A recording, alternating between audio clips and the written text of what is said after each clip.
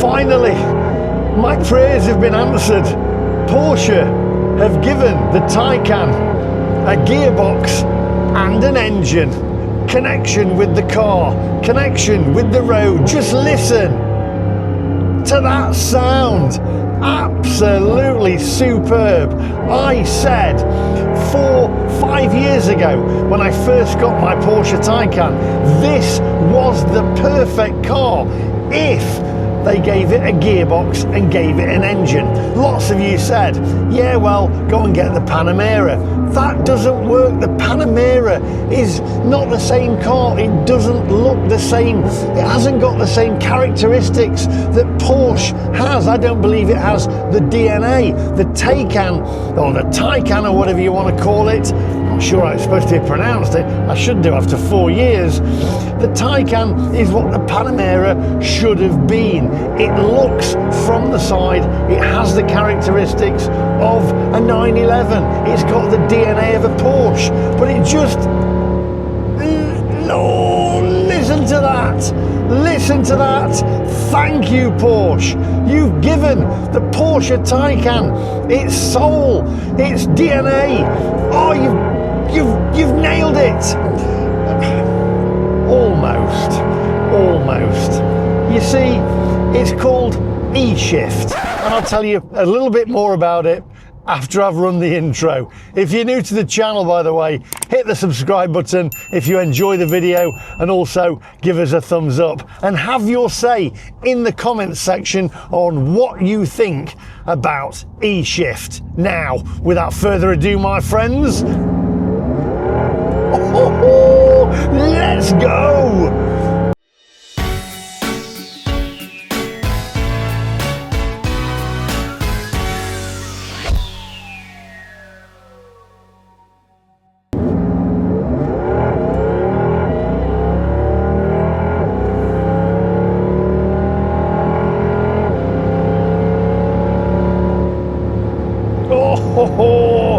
The sound and the feel of a gearbox, the torque when you're changing gears with your flappy paddle gearbox. Oh, I've missed it. Oh, how I have missed an engine and a gearbox. Way back when I had my first Porsche Boxster many years ago, it had a flappy paddle gearbox, and I liked that. Okay, I didn't have a manual gearbox. I've never been one really for manual gearboxes. A lot of people like them. I loved the PDK gearbox that was on the Boxsters. My first one didn't have that. That had Tiptronic, and then it went to PDK, dual clutch. It was great. It was quicker in many ways than a manual gearbox, and it also gives you that connection, because with a gearbox and an engine, you are at one with the road, you're at one with the car. You basically can feel your drive. Oh, listen to that. You can feel the car and the road, whoa, as you change down. And you don't get that in an electric car. That's what was lacking from electric cars. You're basically driving a washing machine motor on wheels. It gave you no soul, no characteristics. And now Porsche have brought that back with E-Shift. It's kind of, okay, let's just stop the noise a minute. All right, there we go.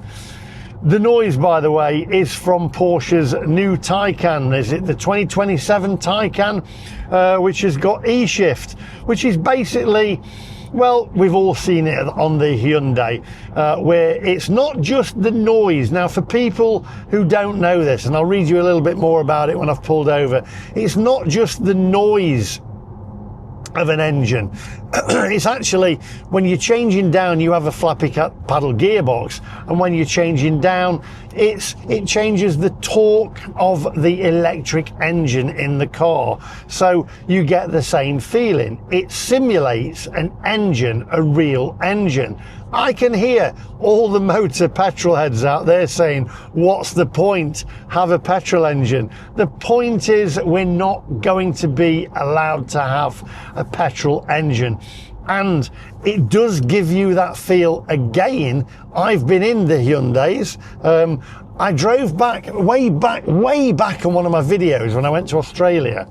I drove with John Cadogan, another YouTuber, and we test drove the Hyundai, and basically it changes the torque of the engine, gives you the sound of a real engine, and you can actually feel the car change. So as you're changing, it's literally like being in a real car, as I will say, a petrol car. They're all real cars really, but a petrol car, and it gives you that connection again. It's not just simply piping an engine sound into the car.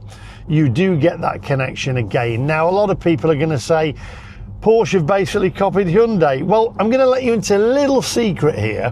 When I went to Australia and we test drove this car, you can see it on my channel. I'll try and find the link to it and put it at the end. And John Cadogan drove it. Watch that, it's quite interesting.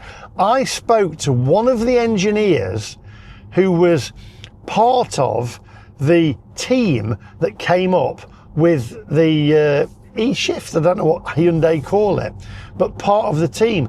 And they let me into a little secret. As part of the implementing this electronic shift, they drove in the Porsche Taycan many times around the track to get to feel how the Porsche drove and how the Taycan drove. So they did actually use the Taycan, never know how to pronounce it, as part of the engineering behind what Hyundai did to get that torque vectoring or whatever it's called. And it's kind of interesting. Now, the big question is, and I want you to answer me this one. Difficult to answer if you've not driven it. Is it a step closer to properly replacing the petrol car? Let me know in the comments section. I mean, at the moment, I've got like a sports sound, which sounds like a washing machine. If I put my foot down,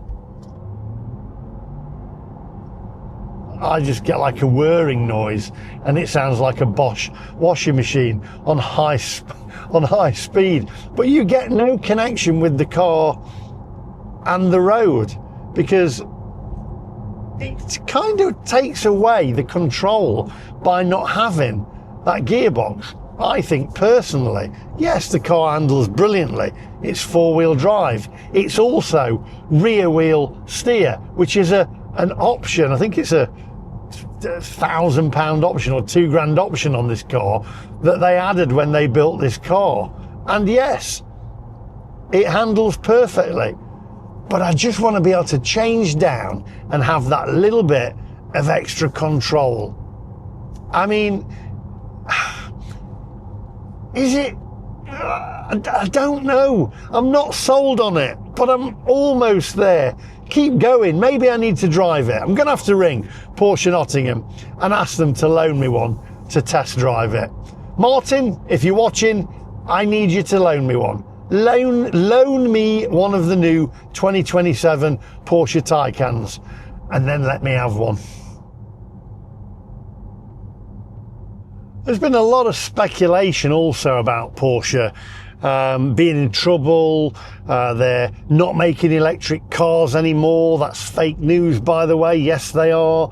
They're going back to purely petrol cars. No, they're not. That's fake news. I'm sick of seeing all these stories. There's also stories where they're saying they're not going to be making an electric Boxster. Yes, they are. It's in production. They're doing it at the moment. There's actually been spy shots of it as well. And there's also rumours, which I'm 99.9% sure that it's going to happen, that the Boxster, the new Boxster, and also the Cayman is going to have this E-Shift technology. Now, that makes total sense to me. As an owner, once owner of many different Boxsters, I had the 6-cylinder Boxster, and then I went down to the 4-cylinder 718 Boxster with a turbo attached to it that sounded like a Subaru Impreza or whatever. It totally lost it. Bring back the 6-cylinder. There's rumours that it's going to use this E-Shift technology. Now, with a car like the Boxster with the roof down, it was all about the engine sound. It was it was absolutely sensual, let's put. It's a family channel. It was brilliant to hear the engine sound, have the wind blowing through your hair, also feel that connection, the perfect balance of the Porsche Boxster driving around the roads with that center point of gravity with the engine being in the middle. In many ways it was better handling than a 911. They had to tone back the car because if they'd tuned that car up perfectly, then it would have been better than a 911. Then let's face it, the 911, the engine's in the wrong place. It shouldn't be at the back. Now, as I say, there's been spy shots of this car. So if you put that E-Shift technology into it, you're going to get the sound, you're going to get the feel. Now, let me just reiterate one more time. It is not simply piping through the sound of an engine to the car. It's also managing the torque of the car. So you will have a flappy paddle gearbox, and as a gearbox, when you get up to, you know, the end of your first gear, and it will slow down until you change. It will literally change the torque of the electric motors. So you will get the same feel as you do with a real car with a petrol engine. So it's simulating that. In many ways, you're going to get, in many ways, I think it's going to be better because I've always said the instantaneous torque of an electric car, I don't think you can beat it. When I go back to driving a petrol car now, and hear me out, this sounds strange, but people who have driven electric cars and gone back into a petrol car, you can feel the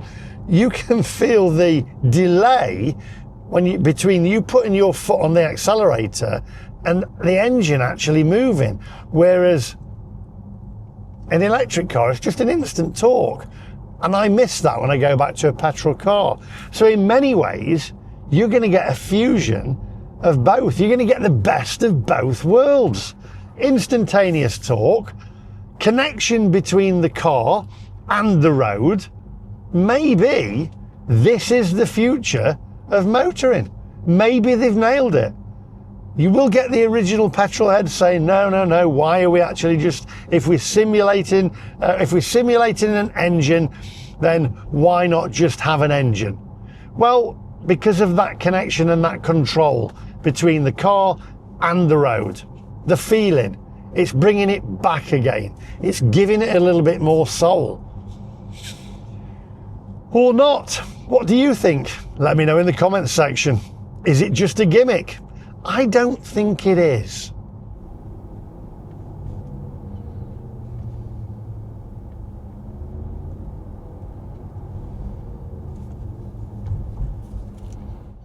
Now, Porsche also have discontinued some of their models. Let me know in the comment section. I'm not sure whether this is just in the US market, but the Porsche Taycan Cross Turismo, which I know my mate David likes, he loves them, or shooting brakes or whatever they're called, or I like to call them wardrobes on wheels, or station wagons as they are in the USA. They've actually discontinued that model, which for some is a little bit disappointing. A lot of people like them over the model that I've got here, which is the, what is it, the coupe or whatever, I don't know what, I never know what to call it. You know, I like the one, I like my version of the Taycan. It's got the same lines a little bit as the 911, the swooping back, and it's all about the shape and the looks for me. But anyway, they've discontinued that model, so a lot of people are saying, oh, they are struggling. But then again, a lot of motor manufacturers are struggling thanks to the government's implementing 2030 to save the environment. Now, I'm not one for saving the environment. Personally, I don't believe in all that. I think that the world will carry on turning for many, many years and millions of years after we've gone. I think the idea of having paper straws over plastic straws is a stupid idea. Personally, bring back plastic straws. Paper straws. Who Who actually thought of paper straws? I know, that'd be a brilliant idea. Let's have paper straws. So when you actually put it in, they just go all soggy. Ridiculous idea. Putting bottle tops and attaching them to bottles. I automatically rip off that top now, which I never did, which apparently is bad for the environment. It's just daft ideas like that. Leave us alone. The governments just need to leave us alone. Leave the motor manufacturers alone. If you start telling us what to do and what we can and can't have, we will then rebel. And that's why we've got the petrol heads against the evangelists, because everybody's having a go at each other. The petrol heads hate electric cars. The evangelists hate petrol cars because of the environment, and none of that needed to happen. That's down to the government. The government's stupidity of treating us like buffoons. And it's not about the environment. It's always been about control. We know that. Another thing, what they've actually given us on these cars, do you know what? What would make these cars even better is if they took off all of the EU implemented safety features. I am pretty sure that the people over in the EU are absolute buffoons, cockwombles. You can imagine them. They all wear beige and they have comb overs, and they're always the ones that were bullied at school, and they come up with these daft ideas. Honestly, sitting there, I know, let's have lane guidance on a car, because just in case that we swerve out of lane, it pulls you back in again. We don't need that. The most stupid idea ever on a car. Also, collision avoidance. Earlier on, my car jammed to a halt. Now, you can't turn it off, as far as I can see on the collision avoidance. My car jammed to a halt because I was driving up to a car that was parked, but there was a central reservation just there, so I couldn't turn until the last minute. Otherwise, I'd have hit the central reservation. So what my car then said was, "Oh, you're going to collide with that car." So it slammed the brakes on, going did, and the car behind me had to slam his brakes on, and also almost went into the back of me because of the EU's collision avoidance. It's pointless. We don't need it. Lane and the lane assistance as well. You have to go on here each time you get in the car, and I have to hold that button now to turn it off. Every time. You cannot just leave it off. It resets itself. We don't need it. We don't need these things. Take them all away, give us the E-shift technology, and let's go back to basics, kind of. Give us the choice. I do think, by the way, that electric cars now are not as popular as they were when they first came out. For instance, if you look at the Everything Electric show that I went to, I went to the one in the north. It was almost empty. It didn't seem very popular. Now, when I first went to them, it seemed really, really popular. Lots of people there. Are people losing the enthusiasm over electric cars? Was it a fad? Was it all just a fad? And now people that were going to have electric cars have already got them, and everybody else doesn't want them. Are electric cars the future still? What do you believe? Pop it in the comments section. Are we a step closer to making electric cars almost as perfect and enjoyable as a petrol engine car by having this E-shift technology? Is it a step closer to perfection? Would it make you, maybe you wouldn't buy an electric car, you say there's no characteristics to it, there's no soul. Would it make you buy an electric car having this E-shift technology? Feeling the well, it's not an engine, but feeling the car again, change down and change up and changing the torque of it, having more control. would it tip you over the edge? Maybe you were thinking, well, I want an electric car, but this might tip you over the edge. Or do you just think, what a load of cobblers, it's just a gimmick? Come on, get out of the way. Oh look, a real Porsche.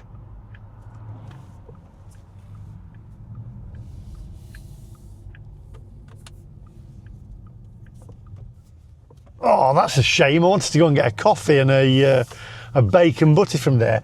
Great little cafe, but they've got a power cut, Goat Gap Cafe. There we go, let's get out of here. Whoa! Whoa, man, that is quick. That is what I like about electric cars. It's just that instantaneous torque on it. Oh man, it's got more torque than me. Fantastic. It just misses that sound, doesn't it? And that feeling. Here we go, let's switch it on, shall we?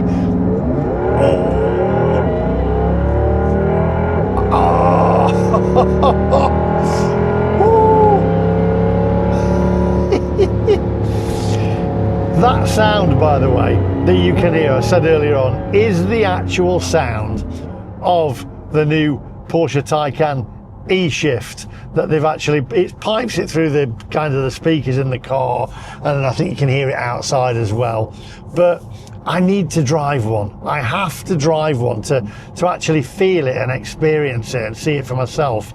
And I'll say again, Martin, Daryl, Porsche Nottingham, I need one. Sort it out. Come on, we said I'd have this for about 6 months. Change it out and get me one. Let's try it out. Keep an eye, make sure you hit the subscribe button, because I can assure you, I will be getting one.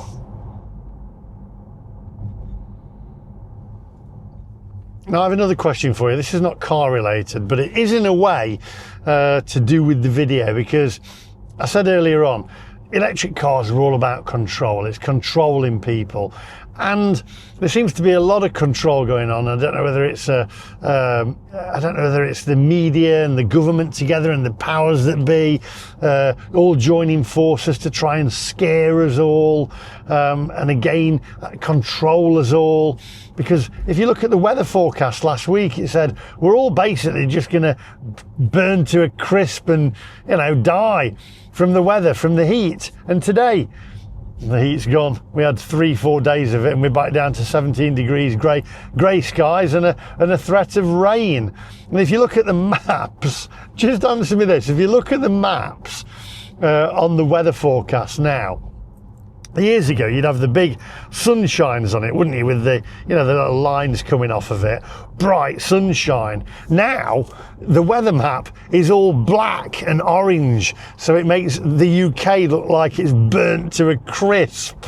The way they've done the graphics, it's pathetic. The legacy media are trying to scare us. It's all rubbish. It's called summer, and yet they're trying to scare us. Next it'll be what was it? There was a heat dome, a dangerous, deadly heat dome that they said it was, for 3 or 4 days before it goes grey again.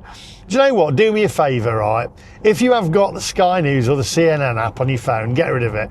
If you've got the Daily Mail, any newspapers, get rid of them. Just get rid of them. Have no notifications, and you'll have a much better life. Watch YouTube instead. Watch something that'll cheer you up. I mean, let's be honest. Answer me this question. If you see, say like in a Facebook stream or whatever, if you see a newspaper story that catches your attention, answer me this. You'll click on it, you'll read all the comments in it to see what sarcasm they've come up with, but you will not click on the link that the newspaper wants you to click on, because it will have a million pop-up advertisements. It'll then have cookie notices, cookie warnings, by the way, another stupid idea by the EU. We are no longer part of the EU, we're not ruled by the EU, so Porsche, in the cars that you ship to the UK, can you just take away this lane guidance, take away all the EU, go on bird, I don't want to run you over, take away all the EU sort of like safety options on the car, or not even options, safety features on the car, take them all away, because we are not part of the EU. And can we have plastic straws back as well? Bring back the plastic straws.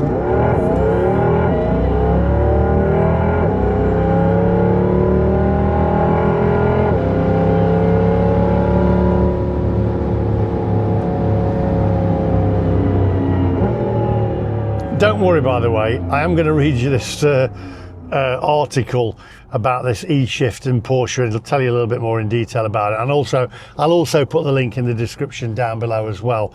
I think what car manufacturers also need to look at is the design of the cars as well, because you bring in the characteristics back of the car with having the torque vectoring or whatever it's called, and having the sound of the engine back. It's not just the sound. It's not just the sound. Simply piping a sound into the car would not work. But changing the actual feel of the car when you change down and change up, and having it so that the torque lacks if you don't change the gear, it feels exactly like changing a gearbox. However, that aside, car manufacturers and motor manufacturers also need to look at the design of their cars, not particularly Porsche. I think Porsche have nailed it with the Porsche Taycan. I love the design of it. I think they may have lost it a little bit on the second generation. On this version, I think the one higher up has got the teardrop shapes on the front, and they've taken it off of this version. Bring them back. I thought that my first Gen 1 Taycan looked a little bit better. It looked like the Mission E that actually, the concept car that they had. The Mission E looked superb, beautiful car. And normally, when a car manufacturer shows you a concept car and then they bring out that version of the car, the real road car, it never looks like the concept car. But it did with the Porsche Taycan. I think it's the first car ever that they unveiled and went, oh my word, that actually does look like the Mission E. I want one. But a lot of other car manufacturers haven't got that. It seems to be that they're just designing boxes on wheels, with the exception of Renault. The Renault 5, I love the Renault 5, so much so that if I didn't have a family, I'd have one myself. I think as a second car, or maybe even for a couple of years instead of the Taycan. It's a beautiful car, absolutely gorgeous. It's got the DNA and the characteristics of the original Renault 5, but it's better because it doesn't rattle, it doesn't break down as much. It's a better car. But look at the Chinese manufacturers and look at Ford. I mean, Ford, by the way, and I've said this before, you could have made the Capri look the DNA of the original Capri. You would have had a massive hit on your hands. I think I'd have even bought one. If it looked, if their version of the Capri looked anything like what Renault had done with the Renault 5, I think that it would have probably been car of the year. Ford, the designers there, what were they thinking? The car manufacturers need to get the design of cars right. Everything now, with, as I say, with the exception of a few, look like massive, huge boxes on wheels, and that's it. Just heavy boxes on wheels. What has happened to car designers?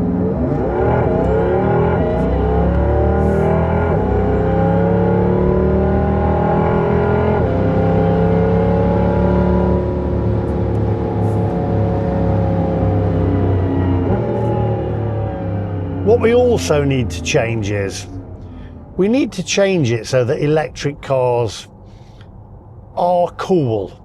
Because at the moment, they're not cool, are they? It's not cool to own an electric car. I've likened evangelists to people who cut the crusts off their sandwiches, who basically go to Blidworth Bottoms on an evening and flash their headlights. I've done this all before. You can see them. They eat Battenberg. They still have 1970s carpets in their house that slightly smell of sort of like stale urine. That's, you can imagine that. This is what evangelists are like. I now liken them to, and I thought this the other night. I thought evangelists remind me of the monkeys that you see in zoos that sort of like you take a glance at and they're secretly in the corner there, really relieving themselves of their inhibitions, and you have to cover your child's eyes. Don't look at the monkeys, don't look at the monkeys. That's basically an evangelist. And we need to remove that. I mean, you know what I'm talking about. Evangelists are a breed unto themselves. We need to remove that and make electric cars cool. It's going to be difficult, but I believe that Porsche and Hyundai are actually taking that step closer to it. And Porsche especially. I mean, when the Boxster comes out, I've got to get my hands. I can't have one because I need 4 seats. But I need to get my hands on one of those Boxsters. The Boxster, I think that's going to be the ultimate sports car.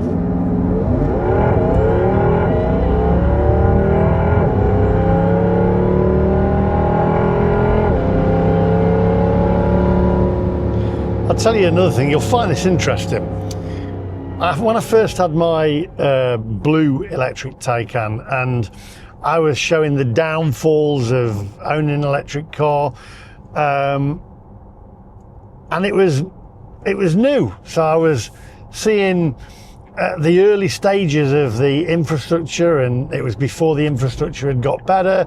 It was before the technology had got better, so I've got more range. So I was pointing out the negatives of owning an electric car, and people like that. The haters loved that. The EV haters absolutely loved it. And I always said I never hated electric cars. I dislike what they stood for, being told that we must have one, we must drive one. But what was interesting was, when I first got the grey, silver ice grey one on my second Porsche Taycan, I got people in the comments saying, oh, you're a hypocrite, I'm unsubscribing from you, blah, blah, blah. And I got people unsubscribing. Interestingly enough, I actually got more new subscribers than who had unsubscribed. But people unsubscribed because I'd got another electric car. That's how much they hated electric cars. And when I got this one, I got the same thing again. You're a hypocrite, you've got another electric car. Now there's a reason I have this, by the way. I never actually planned on having this, but I can't disclose why I've got it. But Jeff buys cars, he will tell you, go over to his channel and he'll say he'd have been a fool not to have it, but I just can't disclose why I've got it.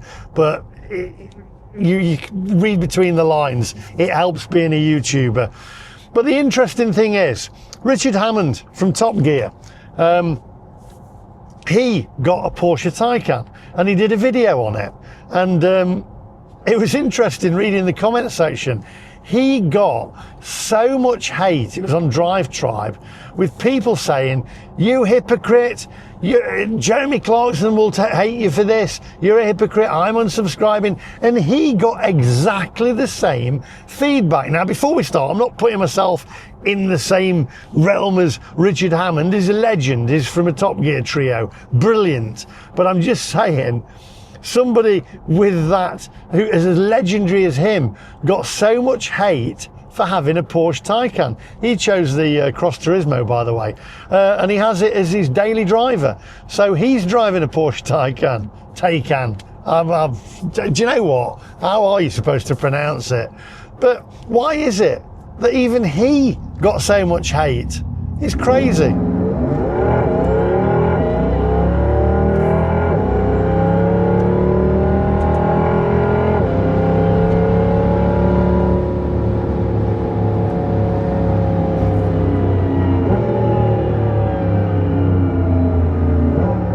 I've just seen one of them new Polestars drive by back there. Why? I've said this before. Why would you take the back window out of a car, right, and replace the rear view mirror with a screen and put a camera on the outside of the back window? And also, what about when you're doing the dad reverse, you know, when you put the hand behind the, you know, and look back to reverse, you know, it's a dad reverse, isn't it? Your dad used to do it, and you'd look behind you. I know you've got reversing cameras, but I want to be able to see outside. I want to be able to see. I mean, where does it stop? I know you've got door mirrors now as well that are cameras, and it shows you what you're looking at here on the screen. It's just for no reason whatsoever, other than, oh yeah, we can do it. We know you can do it, but we don't need it. At what point, right? And I joke about this. Remember this video. At what point where they actually take the windscreen out and it's a screen with a little camera on the front? Oh, I'm actually looking at a screen. What?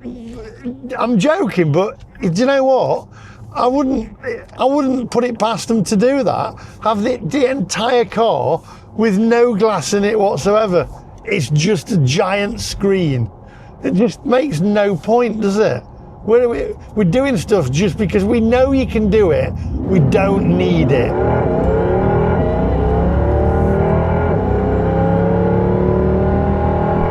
They're also bringing AI now into cars as well. Now, I draw the line here, right? I don't want AI in my car. As a graphic designer, right, I know what AI is like. I asked it to produce me a thumbnail picture the other day, and it gave me 7 fingers, webbed feet, and, you know, I don't know, 4 eyes. I can go to Mansfield and see that any day of the week. I don't need AI to create it for me.